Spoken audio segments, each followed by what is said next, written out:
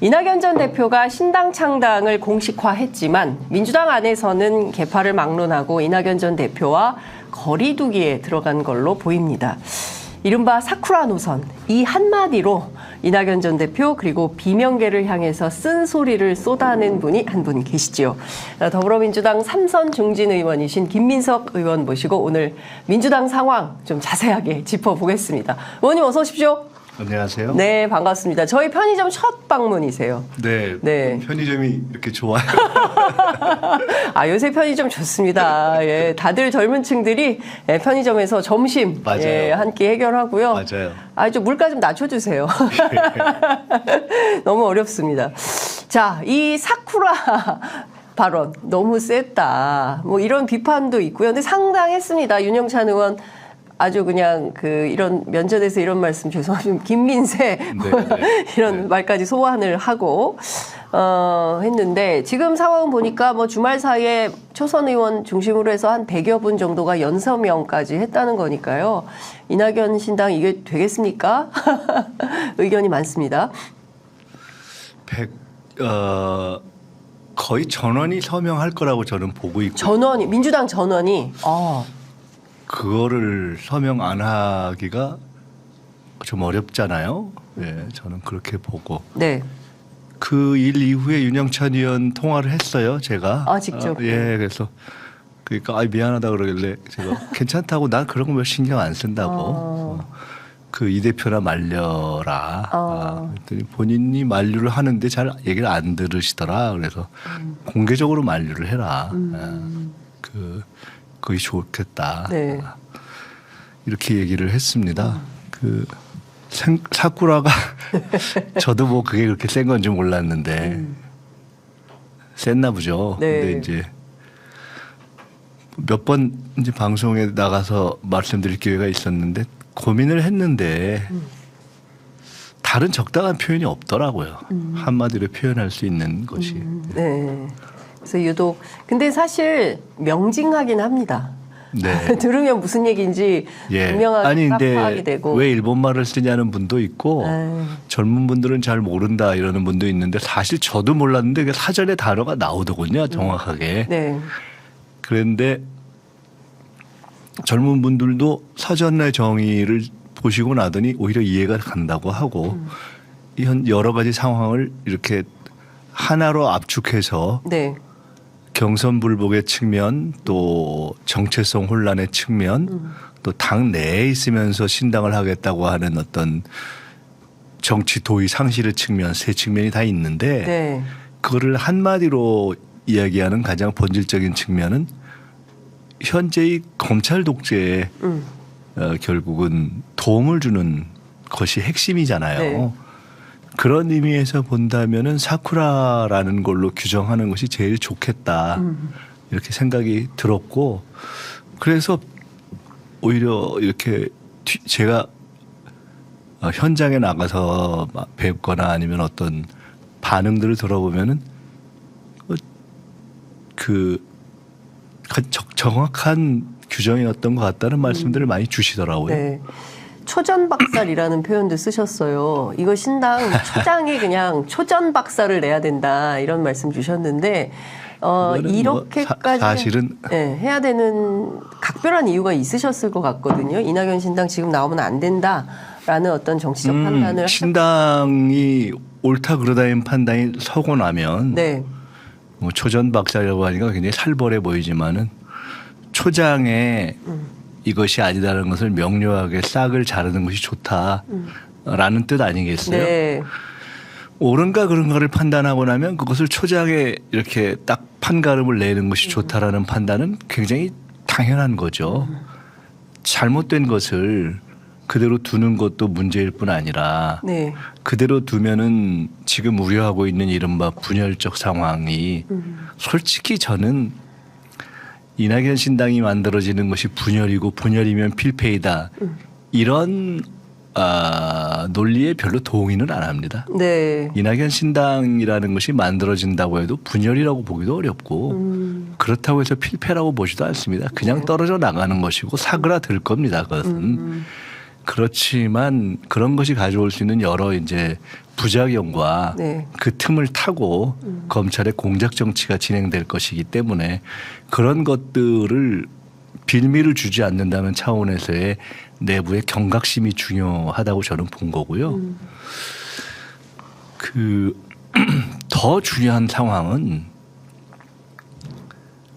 안에서 말이 안 되는 어떤 내부 당 내에서 명색이 당 대표를 했던 분이 신당론을 제기하는 말도 안 되는 것이 명확하게 초반에 잘못됐다는 것이 정리되지 않으면 네.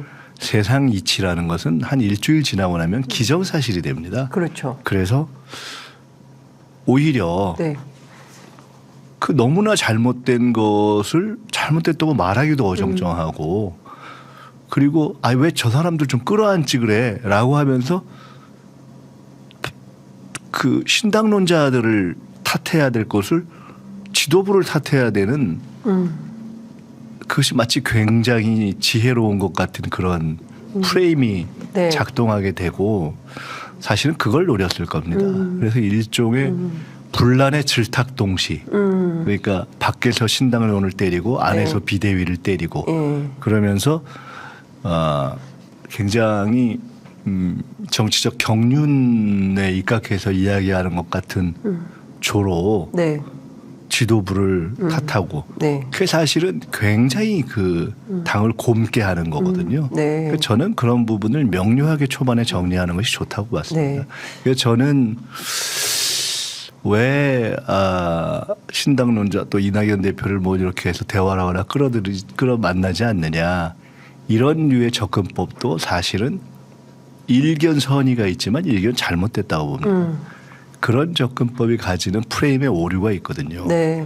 그런 프레임의 오류를 과연 진지하게 생각했는가. 그리고 우리가 예를 들어 체포동의안 네. 1차 침묵 투표, 2차 협잡 투표 그때 저는 원칙적 정리를 해야 된다고 봤거든요. 그 원칙적 정리라는 것은 누구를 처벌한다는 뜻이 아니라 네. 이것이 왜 이렇게 됐고 어떻게 해야 되는가에 대한 원칙적 논쟁을 했어야 됩니다. 그런데 우리가 그런 것들을 다 굉장히 적당주의로 넘어왔거든요. 그러면 결국은 그 다음에 문제가 또 생기는 겁니다. 그렇기 때문에 이번에도 이 신당론에 대해서 만약에 초기에 우리 당이 지금 문제가 너무 그런 것에 네. 적당히 넘어가는 형태로 해서 울지 않는 새가 돼버렸기 때문에 좀 충격요법이 필요하다고 봤고요. 사쿠라라는 것이 의외로 좀 파장이 있다라는 것을 알고 저는 오히려 그것을 계속 쓰는 것이 좋겠다고 봤습니다. 왜냐하면 그렇지 않으면 충격요법 차원에서. 우리 당에 예. 과 당원들과 의원들에게 보다 강한 충격이 저는 필요하다고 봅니다. 그 지금 말씀해 주신 내용 중에 핵심적인 것 중에 하나가 분란의 줄탁동시 그다음에 또 하나는 분열적 상황을 이용한 검찰의 공작 정치가 횡행하게 될 가능성에 대한 우려. 사실은 이게 더 큰 문제다. 그럼요. 예, 이렇게 보셨는데요. 오늘 아침 라디오 프로그램에 출연한 뭐 이철희 전 청와대 정무수석이라든가 또 지금 국회 사무총장인 이광재 전 의원이라든가 이런 분들은 이낙연 신당이 너무 일찍 좀 너무 성급하게 카드를 꺼낸 것 같다라는 이제 표현들을 쓰세요. 그러니까 뭐 신당이 좋다 나쁘다 차원을 떠나서 너무 급하게 이런 스텝을 밟다가 생긴 오류 뭐 이런 차원의 지적을 하던데 그분들의 지적은 어떻게 들으십니까? 잘못됐다라는 가치론적인 원칙론적인 판단을 담고 있을 거라고 보고요. 네. 만약에 그렇지 않고 어떤 기술론적인 예. 방법론적으로 속도가 빨랐다 아니다 이렇게 접근하는 것이라면 좀 더 근본적으로 생각을 하는 것이 좋다. 네. 그러면 조금 더 잘 숙성시키고 했다면 그러면 옳은 겁니까? 그렇지 않죠. 네, 우리에게는 조금 더 원칙적인 판단이 필요하다 이렇게 보면 너무 정치를 공학적이고 기술적으로 보면은 안 될 것 같습니다. 근데 지금 상황에서 놓고 보면 물론 이제 선거제도 개편이 어떤 방식으로 변화할지 현재로서는 정확하게 알 수는 없지만 예컨대 이제 이낙연 신당이 출연할 경우에 또 이제 이준석 신당도 준비 중인 것이고요. 그러니까 여러 신당이 출연해서 경쟁해서 다당제를 하자는데 그게 뭐가 나쁘냐라고 주장하는 시각 이런 것에 뭐 대해 주장할 수 있죠. 다당제론자들은 뭐 원래부터 다당제론자들도 있는 거고요. 네. 주장하시면 되는 거죠. 네. 이낙연 대표가 다당제론자였나요? 이낙연 대표가 뭐 정의당이나 녹색당을 하신 분이 아니잖아요. 네. 민주당으로 평생 꽃길을 걸으셨고 과실을 얻으셨고. 네. 그러니까 저는 무슨 이런저런 얘기를 하다가 제3세력론과 다당제 그런 신당론을 딱 듣는 순간 네. 이건 선을 넘었구나 생각했습니다. 네. 그러니까 당내 비판은 얼마든지 있을 수 있죠. 당내에서 뭐 머리끄댕이를 잡고 싸울 수도 있는 거죠. 네. 근데 쉽게 말해서 저는 제 인생은 김대중의 길을 거겠습니다라고 얘기했던 사람이 갑자기 제 인생은 이준석과도 함께 할 수 있는 길을 가겠습니다 하면은 약간 맛이 간 거죠. 그 순간. 맛이 갔다. 예. 예. 그러니까 오늘은 더 거칠어지시네. 이낙연 전 대표 맛이 갔다 이런 아니, 정도로 그러니까 뭐 보시는 거예요. 그런 이야기가 네. 가능한 거냐? 가능하지 않잖아요. 네, 그렇죠. 예. 예. 그런 차원에서의 접근. 예. 그런데다가 오늘 보니까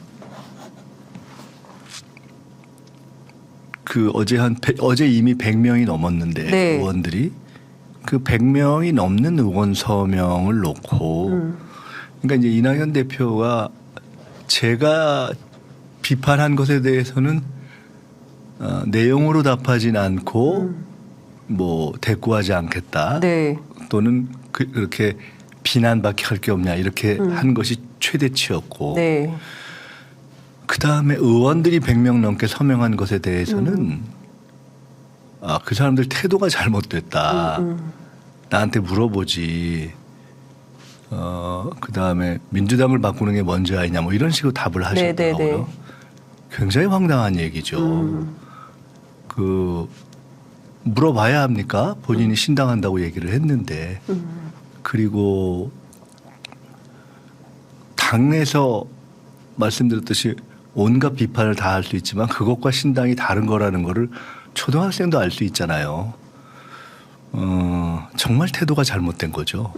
이낙연 대표의 태도는 굉장히 잘못됐다고 봅니다. 네. 예, 그래서 정치에서 태도가 본질인데 이렇게 중요한 문제를 놓고 네. 이렇게 많은 국민과 당원과 의원들이 질문하고 있는데 네. 답 자체를 피하면서 그냥 고집을 부리고 있잖아요. 네. 네. 근데 이런 시선은 어떻게 보십니까? 오늘 이제 이철희 전 수석이 라디오 방송에서 한 얘기인데, 자 100명이나 되는 의원들이 연판장을 돌린 것은 이 자체로 나쁜 놈으로 낙인 찍고 너 나가라 이런 시그널이지. 아유 그만하시고 우리 당에서 같이 하세요. 이거는 아니다. 결국에는 이낙연 찍어내기 차원에서 움직이는 거 아니냐. 이제 이렇게 비판하던데 이건 어떻게 보십니까? 저는 뭐 그 인터뷰를 못 봤기 때문에 네. 모르겠고요. 뭐 이철희 전 수석이 더 좋은 방법으로 이낙연 대표의 일탈을 네. 막을 수 있는 방법이 있으셨으면은 뭐 그 또한 좋았겠다. 그리고 그런 방법이 있었으면은 미리 네. 좀 목소리를 내주셨으면 좋았었겠다. 이런 왜 생각이 이제 와서 목소리를 내느냐? 들고요. 아니 뭐 이제 와서 목소리를 내는 것이 네. 아니라 내실 수 있죠. 근데 지금 적어도 의원들이 굉장히 제가 보니까 정중한 표현으로 네. 이낙연 대표의 신당을 만류하는 연명을 했는데 아주 낮은 표현이죠. 네. 거기에는 이른바 계파가 뭐 있는 것도 아니고 굉장히 두루두루 되어 있었는데요. 네.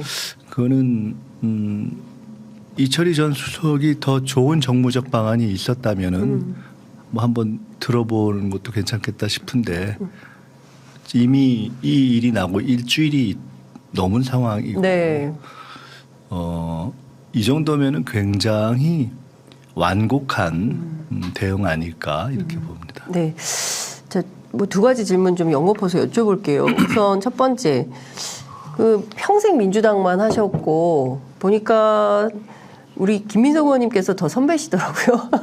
그러니까 이낙연 전 대표가 16대부터 국회의원을 시작했고 말씀 주신 대로 평생 민주당에서 5선 국회의원, 뭐 전남지사, 총리, 대표 이제 대통령 빼고 할 거는 다 한 정당인데 평생 꽃길, 평생 과실을 따먹었던 분이 왜 지금 이 국면에서 따로 나가서 나는 신당 아니면 안 되겠어 라는 정치적 결단을 했다고 그 내면엔 뭐가 있다고 보십니까? 저는 그런 질문보다도 네. 아까 했던 얘기에 이어서 말씀을 드린다면 그 의원 100여 명이 연명을 한 그것을 평하면서 네. 그런 식의 압박과 모욕은 그쪽 사람들의 뭐 무슨 늘 하는 거라 그랬던가 하여간 제가 네. 정확한 표현은 기억 안 나는데 그렇게 쉽게 말해서 그쪽 사람들이 늘 하는 짓이다 이렇게 예. 그걸 보면서 이제는 그 조금 차분해지실 필요가 있다. 의원들 100여 명 정도 이상 사실상 전원이 될 텐데 네. 그분들이 하는 그러한 정도의 표현에 대해서 저쪽 사람들이 하는 것 본인이 그쪽에 몸을 담았고 대표했던 분이고 네. 그래서 평상심을 완전히 좀 다시 찾는 것이 좋겠다. 그러니까 그렇게 역으로 말씀드리자면 왜 그랬을까라는 질문을 하셨잖아요. 네, 네. 정치적 평상에서 멀어져 있는 것이 아닌가 싶습니다. 그 이유는 본인이 알겠죠. 어렵습니다. 우리가 뭐 조금 그거 더 아니 이거 풀어서. 뭐 정치적 평상심을 잃은 것이죠. 우리가 다들 왜 저러지라는 질문을 주신 것 자체가 예, 이해가 예. 잘 안 가셔서 네, 그러신 그렇죠. 거잖아요. 예. 대부분의 사람들이 왜 저러지 그러지. 그러니까 왜 저러지에는 여러 가지가 있을 수 있잖아요. 어떻게 저렇게 원칙과 정체성에서 일탈할 수 있지? 도 있고 아까 몇 분이 얘기하셨던 저런 생각이 있다면 왜 전술적으로 저렇게 급하게 가지? 이럴 예, 수도 있고 예. 하여간 여러 가지 근본적으로 왜 저러지부터 예. 기술적으로 왜 저러지가 있을 수 있잖아요. 네. 그럼 하여간 왜 저러지라는 질문을 듣고 있는 겁니다. 그런 이야기를 들을 만큼 정상적이고 평상적으로 보이지 않는 거거든요. 네. 달리 얘기하면 그렇게 사람들로 하여금 고개를 끄덕일 수 있게 하는 평상심을 상실한 거라고 보고요. 평상심을 왜 잃었을까? 그것은 본인이 답해야 될 질문이죠. 근데 좀 사실은 이낙연 대표도 세게 말씀하셨어요. 그쪽 동네의 오래된 정치 습관 같은 것이 조롱하고 모욕하고 압박하고 억압하는 방식으로 해온 버릇 때문에 그런지는 모르겠지만 네, 그러니까 그렇게 그렇게 하셨네요. 해서는 안 그쪽 된다. 동네의 오래된 습관. 네. 이쪽 동네에 평생 계셨던 분 그러니까 제가 아닙니까? 그거를 보면서 이미 정서적으로 네. 그러면은 그쪽 동네를 떠나신 거예요.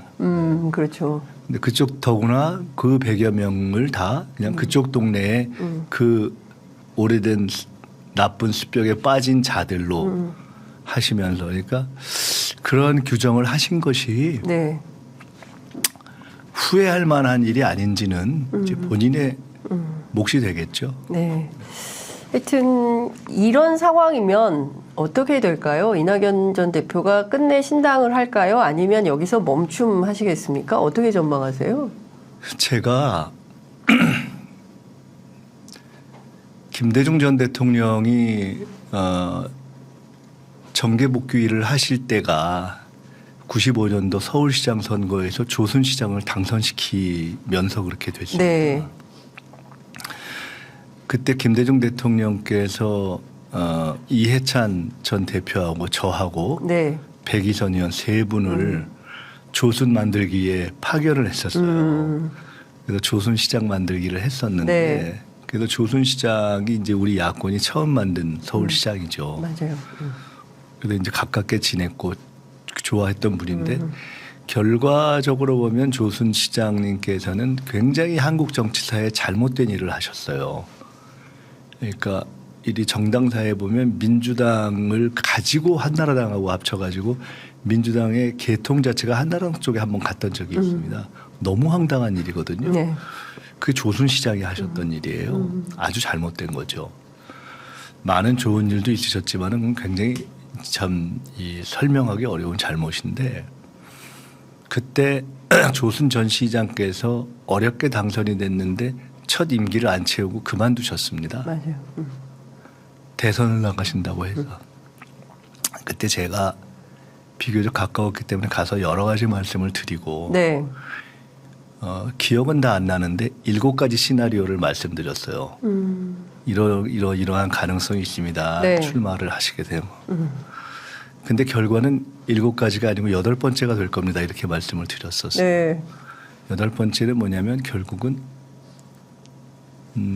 시장 그만두고 출마도 못 하시게 될 겁니다. 이랬어요. 네. 그래서 진짜 그렇게 됐네. 이낙연 네. 전 대표의 여러 노력은 네. 도로가 될 것이다 이렇게 봅니다. 도로. 출마도 아니 신당도 못 만들고 다음 대선에 출마도 못 하고 이런 네, 상황이 될 가능성이 높다는 큰 거죠. 의미가 없고 큰 의미가 없다. 신당이라는 것이 뭐 문패를 건다고 신당이는 아니잖아요. 예. 의미가 없잖아요. 네.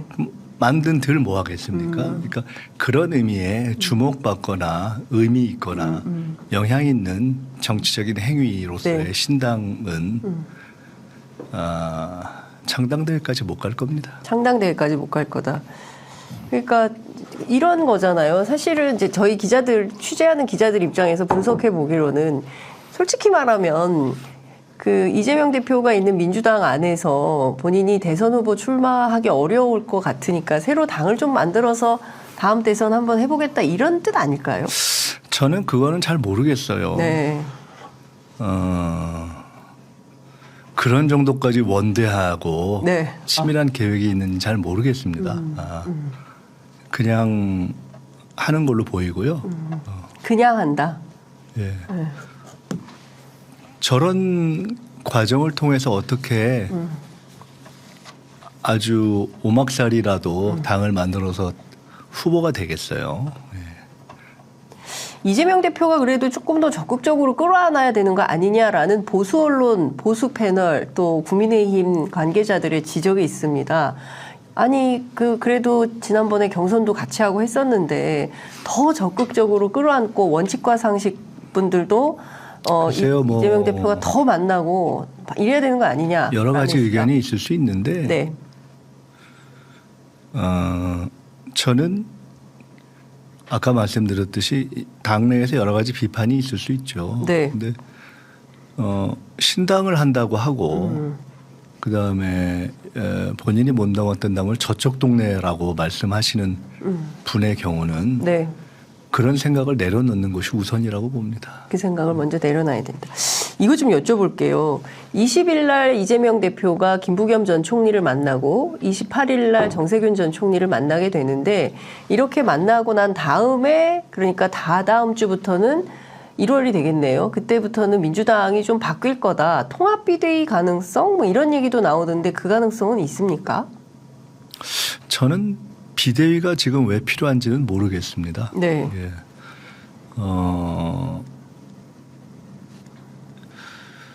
당이 이제 선거 준비를 잘 해야죠. 원칙에 네, 예. 맞게. 지금 필요한 것이 무엇인가. 당이 왜 어려워졌는가. 결국 여러 가지 개혁 과제를 잘 했는가. 네. 검찰 독재의 이 재탄생 과정에서 검찰과 잘 싸웠는가. 네. 지난 체포동의안 1, 2차 가결에 원칙적으로 대응했는가. 그리고 이번 사쿠라 신당 과정에 네. 당이 잘 싸웠는가. 예. 이런 것들을 놓고 보면 당은 지금은 저는 혁신하면서 그 혁신의 과제 속에서 네. 총선에서 통합이라는 것은 무슨 세력과의 통합일 텐데 그게 무슨 의미가 있겠어요. 어차피 이제 다양한 경선들을 통해서 새로운 후보들을 만들어내고 네. 그 후보들이 이제 총선에 전진 앞으로 하는 거거든요. 네. 그러면 그때 필요한 것은 어떤 후보들을 만들어내는 것인가, 어떤 당으로 가는 것인가, 이게 제일 중요하다고 보고요. 네. 저는 거기서 이제는 당이 혁신의 기치를 들어야 될 때라고 봅니다.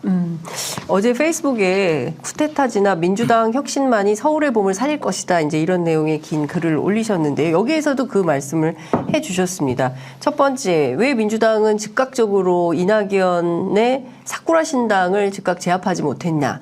그리고 두 번째는 핵심은 결국 검찰 독재에 있다. 지금 윤석열 정부에 대한 비판인 것이고. 그리고 민주당 왜 이렇게 골맞냐, 왜 이렇게 적극적으로 나서지 못하냐, 이 문제에 대해서도 우리가 얘기를 해봐야 된다 등등 이제 말씀을 좀 주셨는데요. 어제 페이스북에서 앞으로 민주당 혁신 어떤 방향을 좀 말씀을 해주신 것 같아요. 여기서 좀 더 좀 간략하고 명쾌하게 설명을 좀 해주신다면 앞으로 지금 민주당에 대해서 사실 답답해하는 분들이 많이 있거든요. 그러니까 좀 시의적절하게 진짜 세게 싸워야 될 때 못 나서고 좀 우물쭈물하거나. 그리고 이재명 대표가 사이다인 줄 알았더니 김 빠진 사이다네? 이렇게. 예, 그 사이다 어디로 갔어? 고구마였다. 막 이런 비판도 있습니다. 이재명 대표의 경우는 제가 보면서 정말 당내 기반이 취약하구나 하는 걸 느낍니다. 왜냐하면 다 아시겠지만은 이런저런 과정에 사실은 이재명 대표의 리더십이 흔들릴 것 같다. 또는 검찰에 의해서 정말 이렇게 끌려갈 것 같다. 이러한 상황이 되면 굉장히 원칙적으로 그에 대해서 대응하는 숫자가 사실 얼마나 되는가 보면 그런 점에 있어서는 이재명 대표 자신이 변방장수 출신이고 본인이 정말 그런 의미에서 어떤 원칙과 노선으로 함께하는 의원의 숫자가 네. 아주 안정적으로 많다 이렇게 보기는 저는 어렵다고 봅니다. 그렇기 때문에 그러고 당내에서 이렇게 계속 흔들은 상황에서 이재명 대표가 더구나 체포동의안 문제도 있었고 여러 가지 처리해야 할 개혁 입법 문제도 있었기 네. 때문에 의원들을 최대한도로 이탈하지 않게 하는 본인의 스탠스와 언어를 조절하는 것이 갖는 불가피성이 있었죠. 저는 그 점이 불가피했다고 봅니다. 일면. 그런데 지금은 사쿠라 신당은 어떻게 보면 이제 하나의 해프닝인데요. 네. 저는 이걸 보면서 더 확신을 하게 된 것이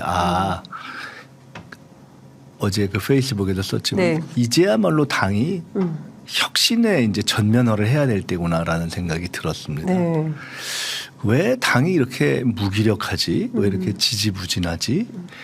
그리고 통상적으로 과거 같으면은요. 네. 어떤 이런 말이 안 되는 일이 생각해 보세요. 아주 쉽게 말해서 뭐 가장이라는 게 뭐 선출직은 아니지만 이 집의 가장이 네.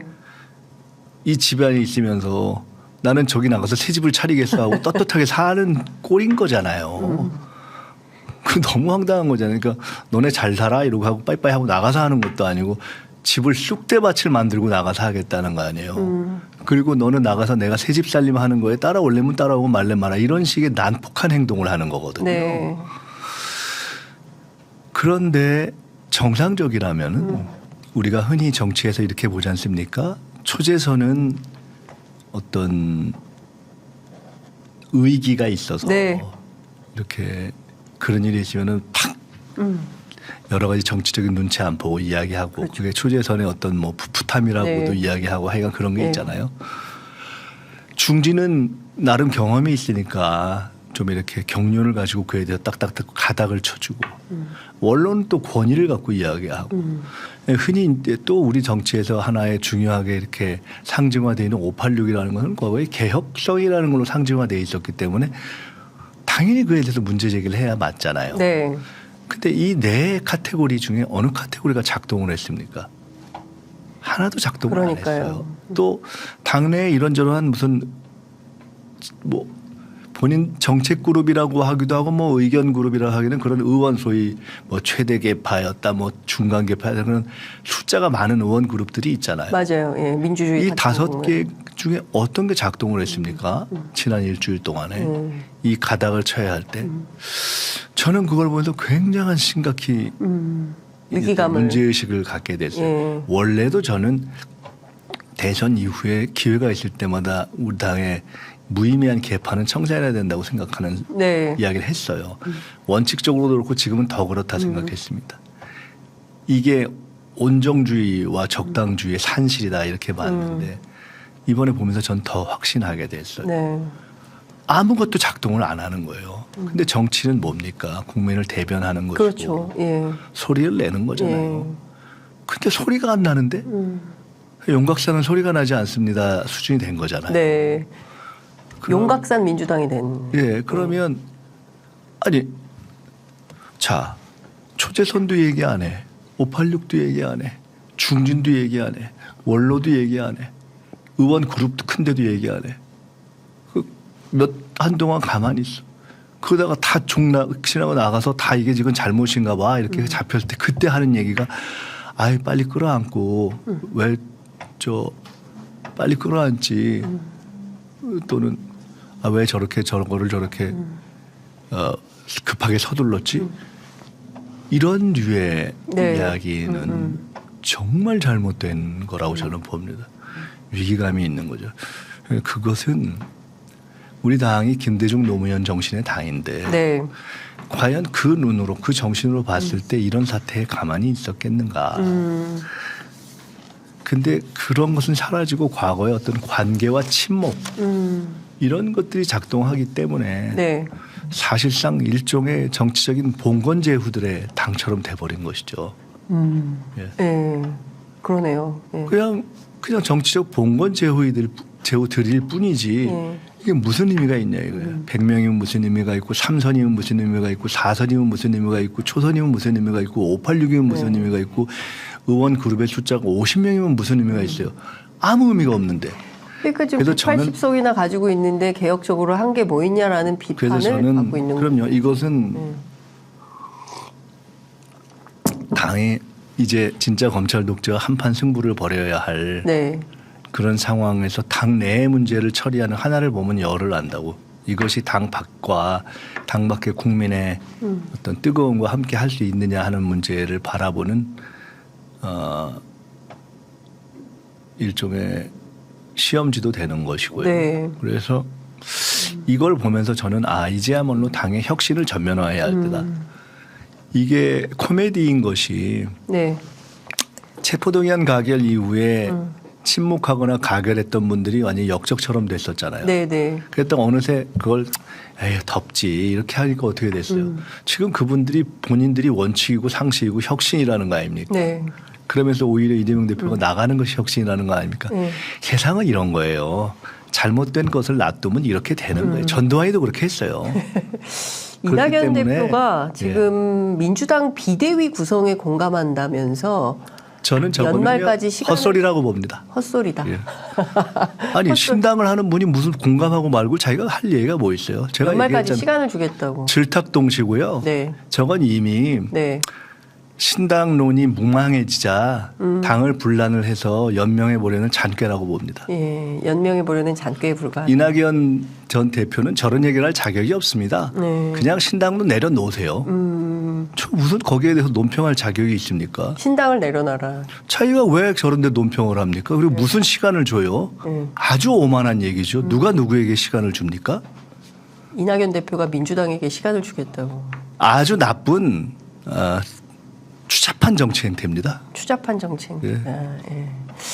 하여튼 제가 보기에 지금 이 상황이 계속 이렇게 선거 앞두고 뭐 이런 혼란한 상황이 계속될 것 같아서 좀 걱정이긴 한데 이제 이것 좀 여쭤볼게요. 비례대표는 그래서 어떻게 뽑는 겁니까? 모르겠습니다. 오늘까지. 오늘까지? 네, 저는 모르겠어요. 예. 저 자신이 네. 저 자신이 잘 모르겠더라고요. 왜냐하면 저는 처음부터 선거법은 선악의 문제가 아니라고 봤어요. 네.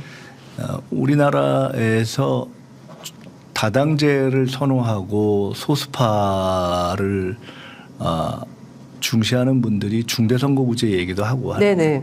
안 되는 거거든요. 국민이 싫어하니까 그냥 우리나라 소선거구제로 갈 수밖에 없어요.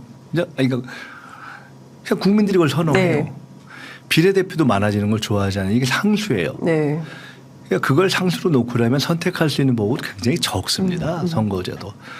그래서 저는 일단 그런 관점에서 쭉 봤는데 그렇기 때문에 그런 좁은 어떤 제한적 의미밖에 없는 비례대표 선정 방식을 놓고 연동제가 맞냐 네. 권역별 병립형이 맞냐 이건 네. 사실은 제한적 의미밖에 없죠. 둘 다 의미가 있어요. 권역별은 당내 소수파를 배려하는 거고 네. 이 당과 저 당에서 늘 떨어지는 분들을 배려하는 그렇죠. 거고 연동제는 당 외 소수파를 배려하는 거잖아요. 그러니까 어느 것이 꼭 선이다 얘기할 수 없다고 봅니다. 그렇기 때문에 지금 이제 논의가 되고 있는 건데요. 연동제를 하면서 민주당은 위성정당을 만들지 말자. 네. 지금 그 비주류 네 분이 그런 얘기를 했죠. 네. 안정적으로 국민의힘에 갖다 바치자는 주장을 하는 분들이에요. 안정적으로 국민의힘 갖다 바치자. 예. 그런 거죠. 너무 황당한 분들 아니에요? 그러니까 그걸 누가 동의하겠습니까? 누가? 네. 그러니까 민주당에서도 동의하지 않고 연동제를 주장하는 당 외의 사회 세력조차도 민주당에 그걸 요구할 수 있습니까? 그건 요구할 수 없죠. 네. 그렇게 해서 국민의힘의 과반을 저지한다는 보장이 없는데 민주당은 그건 할 수 없습니다. 그래서 저는 그렇다면 권력별 병립형으로 가야 되는 거 아닌가도 깊이 고민했고요. 네. 근데 엊그제 의총하는 날 아침에 마지막으로 저는 그 또한 당내에서도 반발이 있고 당 외에서도 비판이 있으니 그냥 현행대로 하고 원래 주장했던 대로 서로 내지 말자고 하는데 합의가 되면 좋고 근데 합의가 안 되는 거 아닙니까? 네. 그렇다면 결국 우리도 할 수밖에 없다는 것을 밝히되 기왕이면 질서 있게 개혁 세력과 당 외 개혁 세력과 함께 비례 연합을 하는 것이 적당하다. 그걸 그냥 국민 앞에 터놓고 이야기하자. 저는 이렇게 생각합니다. 네. 그러면 민주당을 포함해서 뭐 그런데 이 또한 네. 당내 당원들이나 의원들이 어떻게 판단할지 모르겠어요. 네. 당원들이나 의원들이 근데 아닌 것 같아. 권역별 병립형이 맞는 것 같아라는 의견이 조금 더 다수일 가능성도 전 높다고 봅니다. 네. 이탄희 의원 문제는 어떻게 해야 됩니까? 저는 이탄희 의원 제가 의총에서 2번 공개적으로 발언했어요. 네. 처음에 그 용인 불출마하겠다고 말씀하실 때 제가 내가 이탄희 의원을 좋아하는데 개인 문제지만 당의 문제니까 이야기하겠다. 네. 연동제를 하라고 불출마한다는 건지 연동제를 안 해서 불출마한다는 건지 이해가 잘 안 간다. 좀 논지가 명료했으면 좋겠고 네. 그러저런 것을 떠나서 이게 출마 문제와 연동할 사안이 아니라고 본다. 이렇게 네. 얘기를 했어요. 그래서 당이 출마 권유를 했으면 좋겠다. 번복했으면 이렇게 얘기했고요. 그러니까 이제 그런 점도 감안하셔서 조건부 불출마가 아니라 그냥 아예 불출마로 이렇게 말씀을 하셨잖아요. 네. 그래서 그날도 또 이야기했습니다. 저는 제 선거 제안 입장을 얘기하고 결과가 어찌 되건 이탄희 의원이 이것과 연동해서 출마를 안 할 이유가 하나도 없다. 귀한 자산이고 네. 그렇기 때문에 이거는 무조건 당이 출마를 권유하는 것이 좋다 이렇게 얘기했고요. 네. 본인과도 그날 이후에도 통화를 했습니다. 그래서 본인 입장은 아니 본인은 뭐 그런 것과 상관없이 일단 지역구에 대한 예의 차원에서 이제 마무리 인사도 드리고 있고 그렇다고 해서 저는 그건 열심히 하시라고 나중에 문제는 당이 또 함께 결정해야 되는 거 아니겠냐 이렇게 말씀드렸습니다. 저는 정치 과정 정치를 하면서 특히나 이제 의기가 있던 초선 시절이나 이럴 때 네. 불출마를 이렇게 고민하는 경우들을 많이 봤고요. 예. 근데 대부분 좋은 분들이 그런 생각을 많이 하고 그러니까 이번에도 예, 예. 홍성국 의원도 그래서 그렇고 예.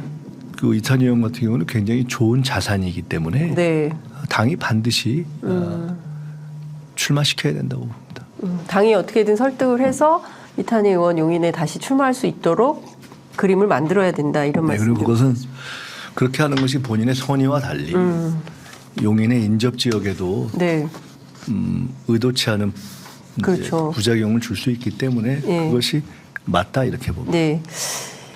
그 15대 총선에서 31살 굉장히 그 지금으로 보자면 굉장히 어린 나이라고 볼 수 있는데 이때 국회의원에 당선돼서 그야말로 이제 파란을 일으켰던 주인공이시기도 하시잖아요.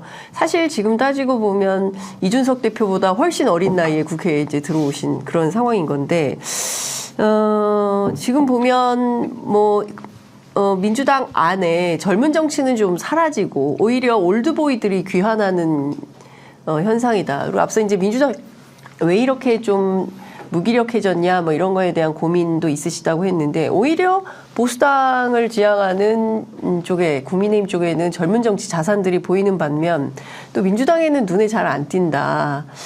이런 것은 좀 어떻게 좀 정리정돈이 좀 필요할까요? 어떻게 보십니까? 어떤 혁신 경쟁이 필요하다고 보세요?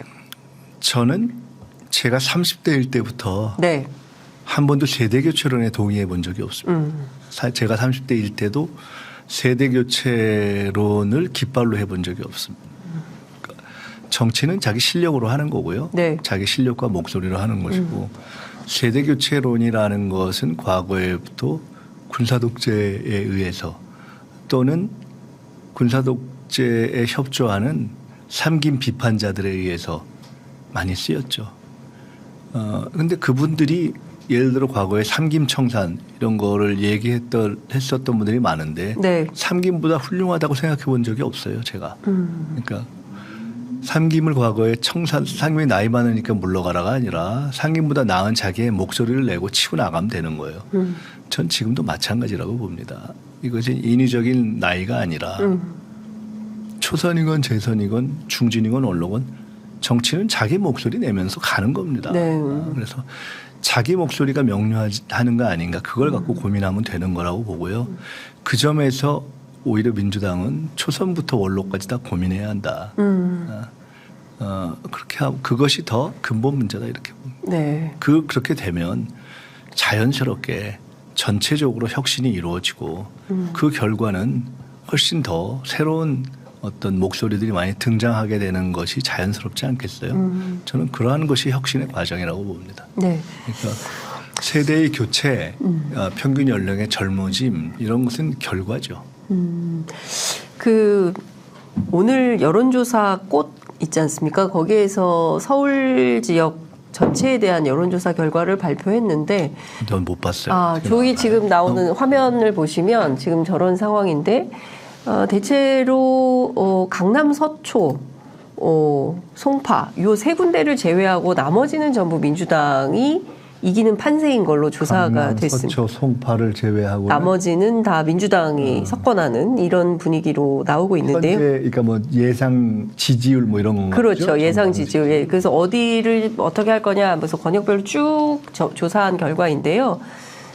사실 이렇게 보면 강남, 서초, 송파도 그렇게 크진 않습니다. 서초가 조금 벌어지고 그렇지도 않네요. 전체적으로 보면. 이걸 보면 민주당에게 굉장히 유리한 총선이 오고 있는 거라 이렇게 봐야 됩니까? 민주당에게 유리하냐 아니냐라기보다는 네. 윤석열 한동훈 검찰 독재를 심판하는 총선이 다가오고 있는 거죠.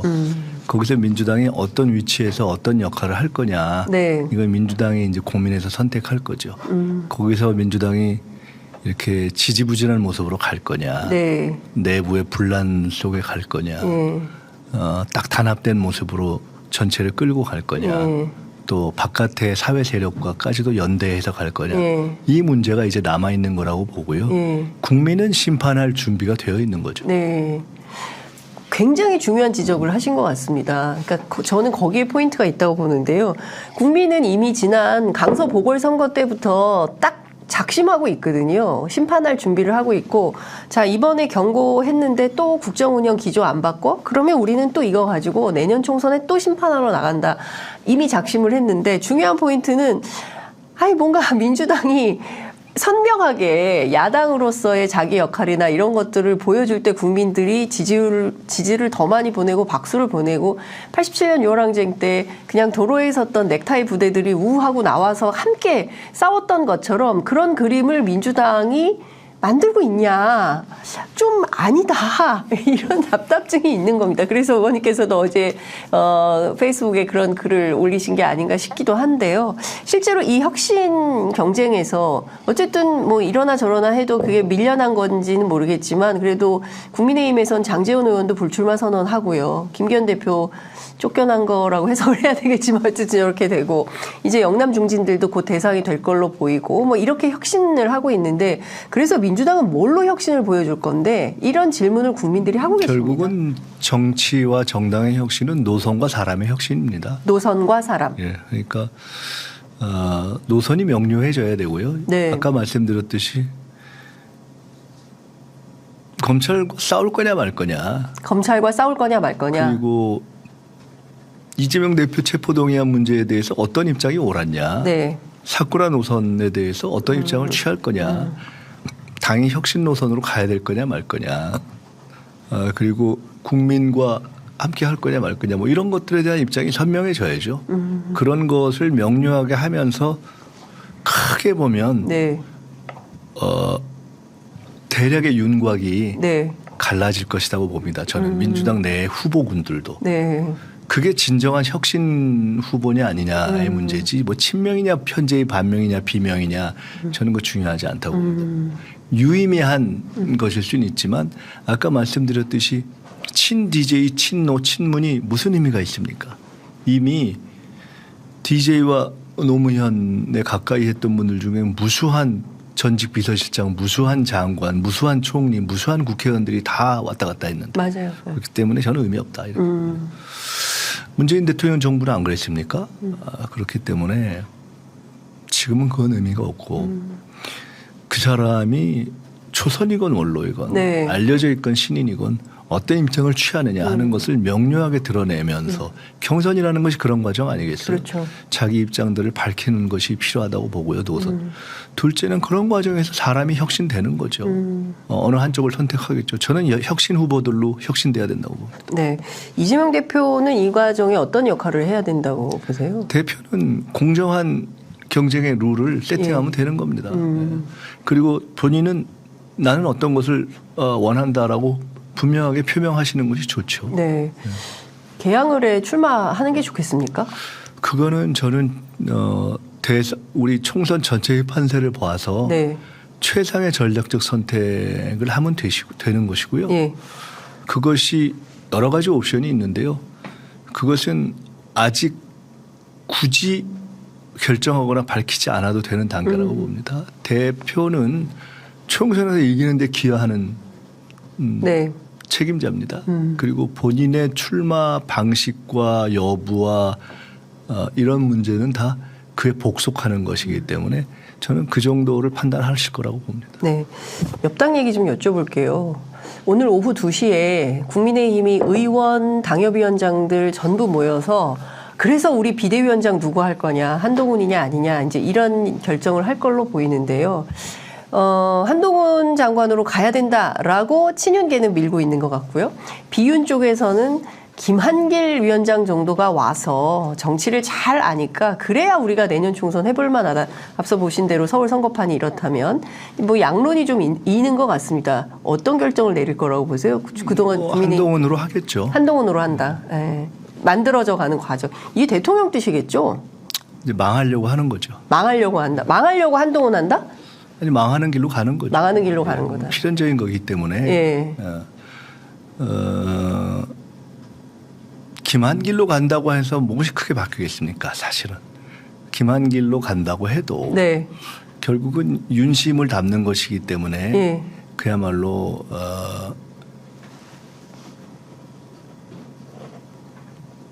본질적으로 윤석열 검찰 독재를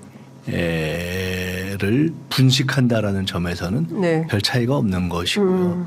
근데 그런 점에서는 비대위를 끌고 가는 데 있어서 본인들의 생각에나 내부에 이런 거나 선거를 치르는 데 있어서 뭐 크게 더 나을 거라고 생각도 안 할 것이기 때문에 네. 결국은 한동훈 체제로 선택하게 될 거라고 보고요.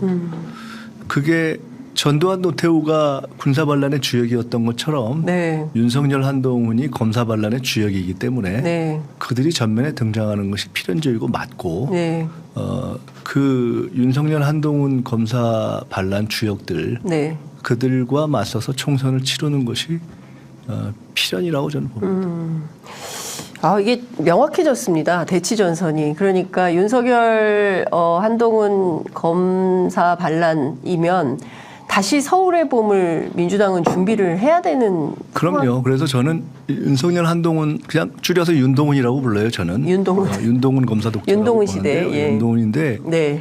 뭐 그게 그거니까요. 사실 그러니까 저 술 잘 안 먹는 윤석열이 한동훈이고 네. 술 좀 더 먹는 한동훈이 윤석열이고 말 조금 더 그럴싸하게 하는 저 윤석열이 한동훈이고 예. 뭐 그런 거 아니겠어요? 예. 똑같은 거죠. 예. 그러니까 골리앗의 두 얼굴 뭐 이런 정도라고 봅니다. 예. 뭐 두 얼굴의 메두사 이런 예. 거죠. 그래서 그리고 한동훈 씨는 기본적으로 의회 부적격자잖아요. 그러니까 시행령 통치는 네. 의회를 부정하는 거잖아요. 네. 그리고 국회에 와서 한 일은 의회 모독밖에 없지 않습니까? 그러니까 의회주의의 원천 부자격자입니다. 네. 그런 사람이 국회의원 되겠다고 지금 사전선거운동하고 용을 쓴 거잖아요. 네. 코미디죠. 굉장히 창피한 거거든요. 뭐하러 국회에 들어오려고 용을 쓰는지 모르겠는데 저렇게 해서 이제 나와서 네. 이것저것을 할 텐데 이 검찰 독재의 진면목이 네. 본색이 이렇게 드러나는 과정일 거라고 보고요. 네. 결국은 이것은 이제 검찰 독재 카르텔이 네. 이렇게 되는 거지 않습니까? 한동훈 씨가 저렇게 조금 빨리 등장하는 것처럼 되는 것은 윤석열 체제가 그나마 좀 갔으면 좀 늦었을 수 있는데 네. 윤석열 대통령이 사실상 외유 상태잖아요. 예, 그렇죠. 예. 국정을 포기했잖아요. 그러니까 내정이 안 되기 때문에 그냥 해외 다니는 거 아닙니까? 그러니까 윤석열은 이미 국정의 그 전면에서 사라져 있는 거죠. 그러니까 이제 그 중에 조금 이제 말도 좀 하고 네. 잔꾀도 좀 있고 네. 이런 한동훈을 전면에 내세워서 김건희 일가의 과실 챙기기를 계속 하려고 하는 거 아니겠어요? 네. 뒤에서 천공이 요설을 떨고 네. 그러니까 요 체제로 이제 가는 것이기 때문에 네. 그것이 오히려 문제의 본질을 명확하게 한다는 점에서 저는 더 심플하고 좋다 이렇게 봅니다. 더 간단하다. 싸우기가 좋아졌다. 네, 이렇게 보는 상황이거든요.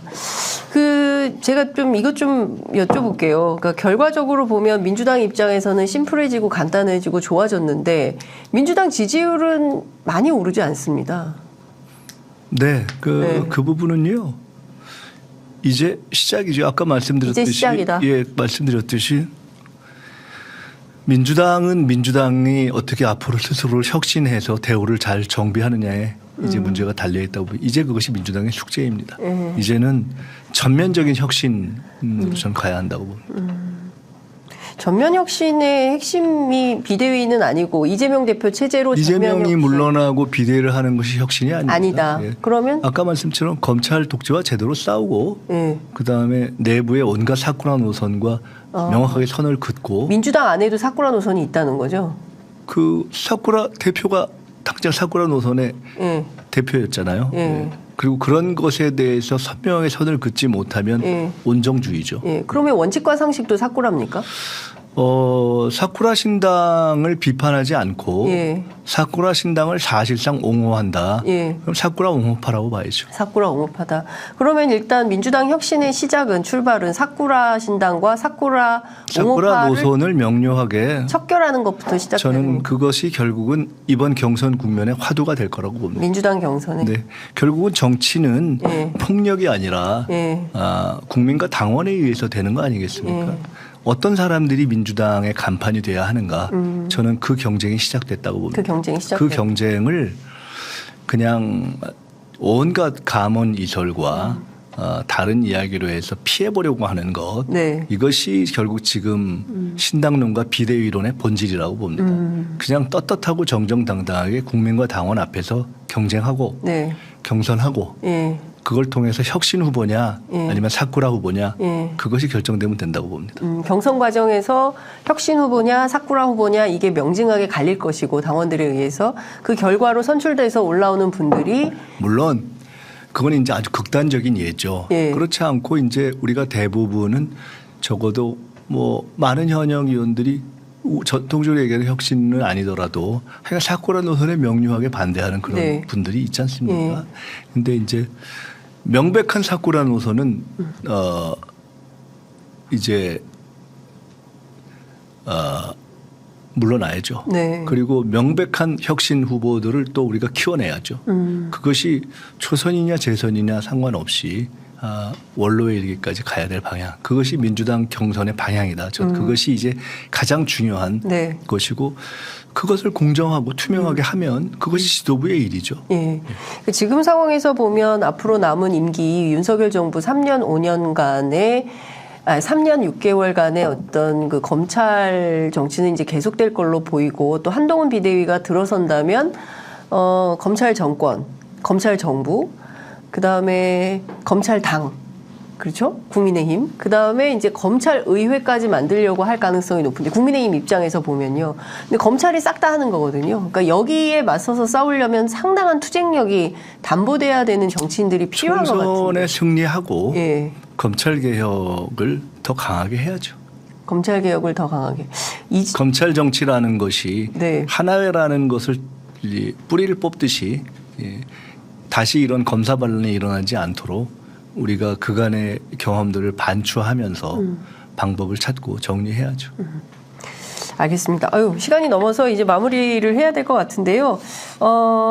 끝으로 꼭 하시고 싶으신 말씀 있으시면 한 말씀 듣고 아무래도 제가 보기에 김민석 의원님은 1부, 2부로 나눠가지고 조만간 한번 다시 보시고 또 말씀을 들어야 될 것 같다는 생각이 좀 듭니다. 제가 네. 드렸던 말씀들이 통상적인 기준으로부터 좀 센가요? 아니 시원했습니다. 네. 저는 이렇게 생각합니다. 그냥 제가 정치를 이제 얼마나 더 하게 될지는 모르지만은 정치를 하면서 이렇게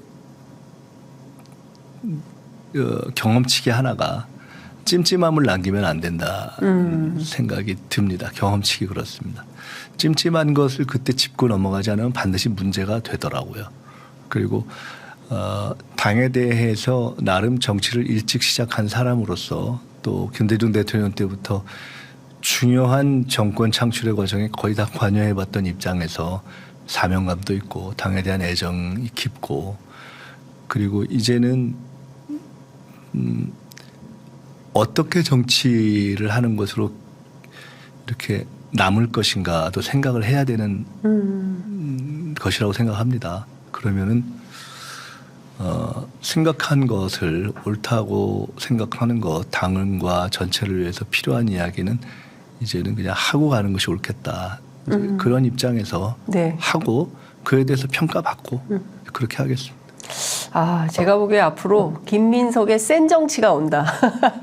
오늘 느낌이 확 옵니다. 그래서 의회 안에서 또 의회 밖에서 어떤 메시지들이 폭발적으로 나올지 정말 기대가 크고요. 저희 편의점 종종 찾아주셔서 센 발언, 재밌는 얘기 해주시면 감사할 것 같습니다. 오늘 말씀 잘 들었습니다. 고맙습니다. 감사합니다. 예.